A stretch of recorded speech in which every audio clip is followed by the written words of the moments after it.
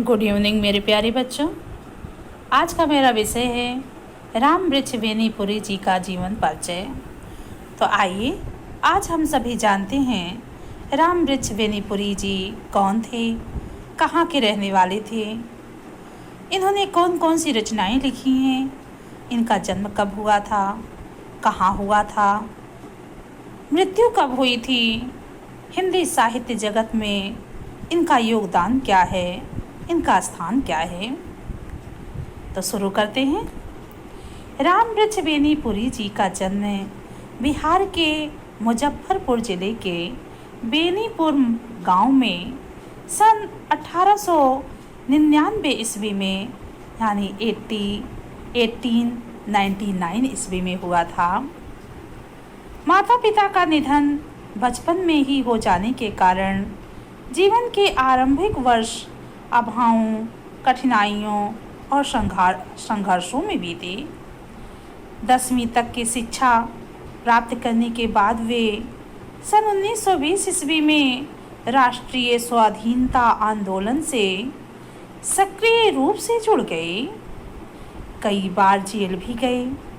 उनका देहावसान सन 1964 ईस्वी में हो गया, अर्थात इनकी मृत्यु सन 1964 ईस्वी में हुई। आगे है इनका चित्र भी आप सभी देखकर पहचान सकते हैं, क्योंकि कभी कभी चित्र देख करके प्रश्न पूछ लिया जाता है। तो चित्र अपने मन मस्तिष्क में बैठा लीजिए कि ये हैं राम वृक्ष बेनीपुरी। आगे इनके बारे में जानते हैं।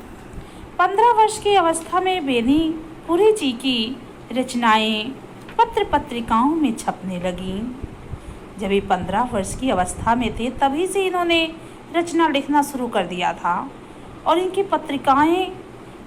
रचनाएं पत्रिकाओं में छपने भी लगी थी। वे बेहद प्रतिभाशाली पत्रकार थे।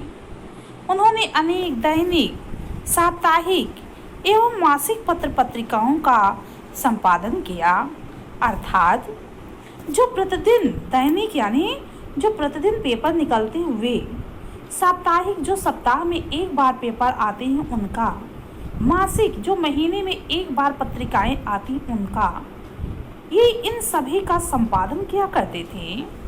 जिनमें तरुण भारत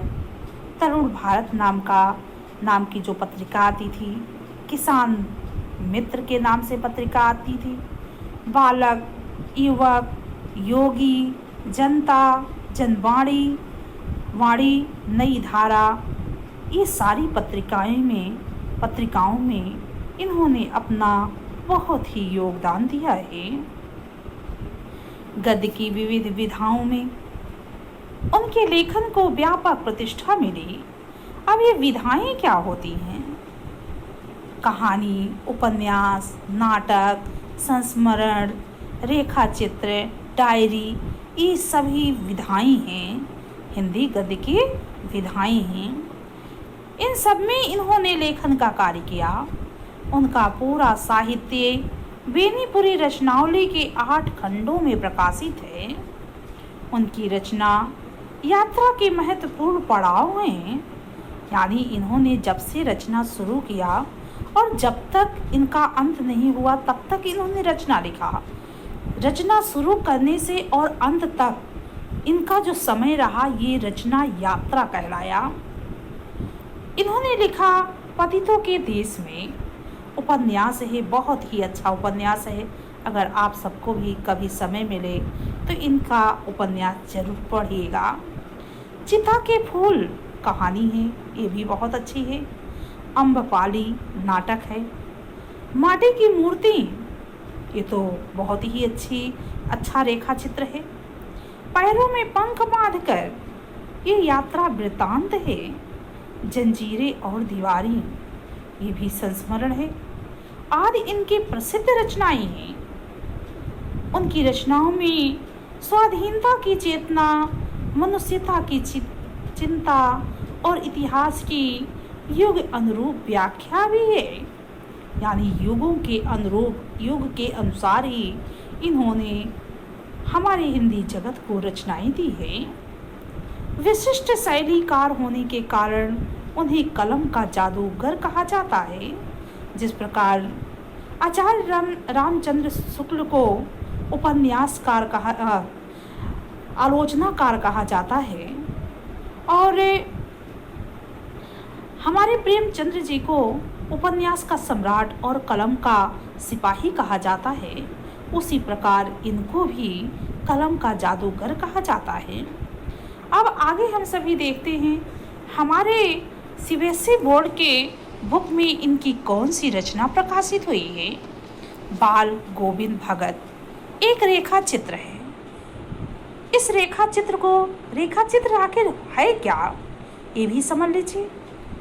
रेखा चित्र का तात्पर्य होता है जो प्राचीन, मान लीजिए हमने बचपन में कोई बात सुनी, कोई कहानी सुनी, कोई दृश्य देखा, उसे अपने समय में आने के बाद हम उसी शब्द को यानी उसी बात को शब्दों के माध्यम से पूर्ण रूप से वैसी घटना जैसे घटी थी वैसे वर्णन कर देना रेखा चित्र कहलाता है।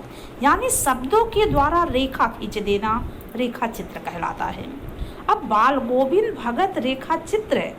बाल गोविंद भगत एक समझ लीजिए यानी कहानी इन्होंने जो लिखा, लेकिन क्या है ये रचना में रेखा चित्र है, एक विधा ही रेखा चित्र के माध्यम से लेखक ने एक ऐसे विलक्षण चरित्र का उद्घाटन किया है, यानी चरित्र के बारे में लिखा है जो मनुष्यता, लोक संस्कृति और सामूहिक चेतना का प्रतीक है। वेशभूषा या बाह्य अनुष्ठानों से कोई सन्यासी नहीं होता है। बाहरी कर्म कांड से अनुष्ठान यानी कर्म कांड से कोई सन्यासी नहीं हो जाता है। सन्यास का आधार जीवन के मानवीय सरोकार होते हैं। बाल गोविंद भगत इसी आधार पर लेखक को सन्यासी लगते हैं। यह पाठ सामाजिक रूढ़ियों पर भी प्रहार करता है, यानी समाज में जो बुराइयां फैली हुई थी, जो रूढ़िवादी विचारधारा फैली हुई थी, उस पर यह प्रहार किया है इन्होंने। इस रेखा चित्र की एक विशेषता यह है कि बाल गोविंद भगत के माध्यम से ग्रामीण जीवन की सजीव झांकी देखने को मिलती है। ग्रामीण जीवन में, गांव के जीवन में, गांव में किस तरह के लोग जीवन व्यतीत करते हैं, उसी की एक झलक है ये।